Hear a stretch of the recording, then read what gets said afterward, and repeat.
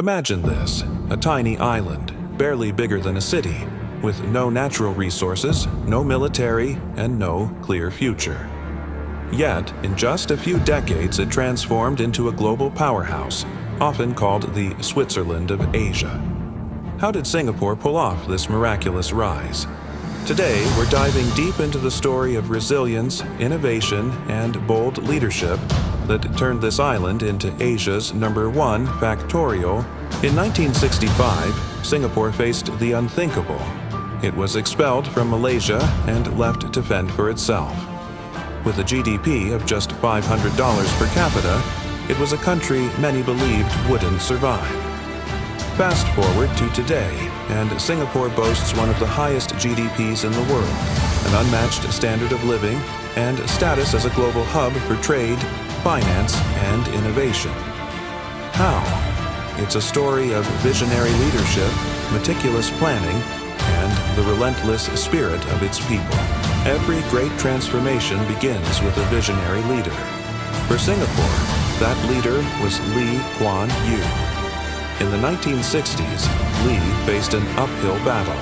Singapore had no resources, no clean water of its own, and no military. But he had something even more valuable: a plan.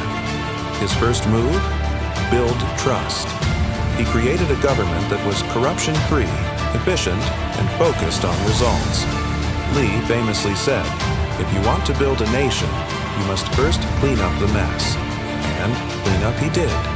Lee's government tackled issues head-on: housing, education, and employment.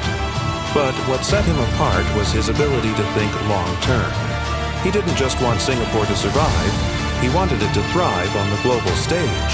Without natural resources, Singapore turned to its location, right in the heart of Asia's busiest shipping lanes. Kuan Yew and his team invested heavily in turning Singapore into a global trade hub.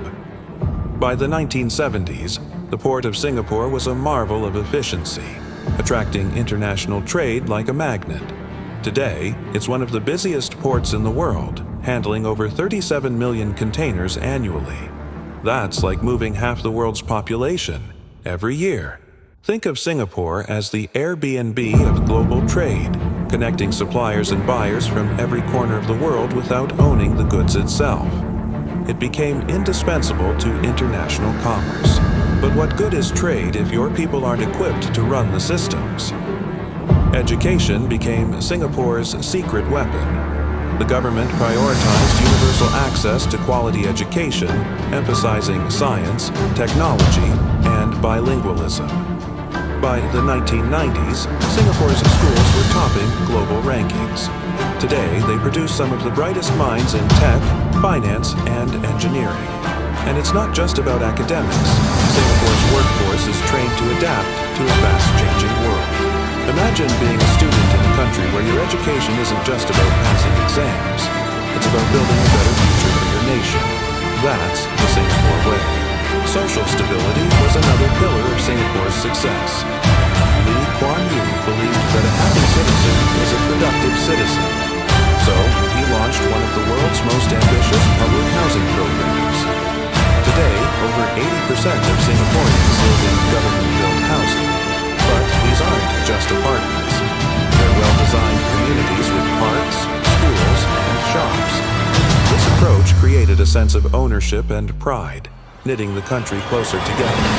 Let's talk about something else Singapore is famous for: its cleanliness and sustainability. Ever heard of the chewing gum ban? It's not just about keeping the streets tidy.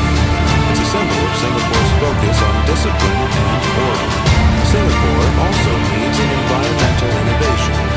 From recycling water through its New Water program to building lush green spaces like gardens by the bay, this city is a blueprint for sustainable urban living. And they're not stopping there. Singapore aims to become carbon neutral by 2050. From a struggling island to a global powerhouse, Singapore's story is one of courage, creativity, and collaboration. It proves that even the smallest nations can achieve greatness with the right leadership and a relentless drive to succeed. So, what can we learn from Singapore? It's not about how much you have, it's about how you use what you have. and in that, Singapore has set a standard for the world. If you found this story inspiring, hit that like button and subscribe to our channel for more deep dives into the incredible stories shaping our world. Let us know in the comments, what do you think was Singapore's most brilliant move? See you in the next video.